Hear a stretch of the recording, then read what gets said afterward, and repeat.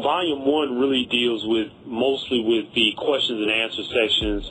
It deals with the objections, and I introduce in the very first chapter.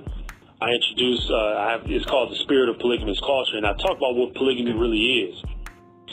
And the fact that it's practiced by well over 90% of the world's cultures, and most people don't know that. They just think, oh, it's those Mormons and those Muslims, those crazy people who practice it. You know, you hear people saying this. I believe it's a man named Walter Scheidel. He's a scholar on family structures around the world and on numismatics, which is a science of currency. And when he goes into the fact that Greco-Roman culture was the closest thing approaching strict monogamy, you know, and he actually detailed it and said, because I quote him extensively, he says, you know, we don't really find strict monogamy anywhere else on the world stage, whether it's past or present. Right. We don't find it. And I talk about how in the Caribbean, polygyny is normal. You'll have, for instance, one of my consorts is from Haiti, and her father had 4 wives.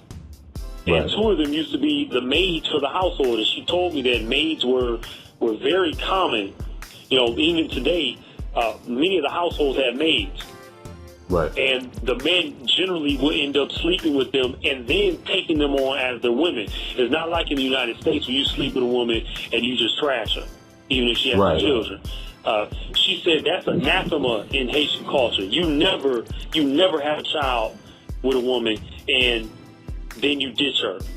People will look at you and they will castigate you. They will put their mouth on you. And in some cases, you will get beat up. So I discuss this in the book, but some of the more common objections I go into, such as, oh, this is just about sex. Well, brother, you and I know that, especially if you live in a big city, we don't need polygyny and marriage in order to have sex with women. We don't need that. Right. And I talk about that.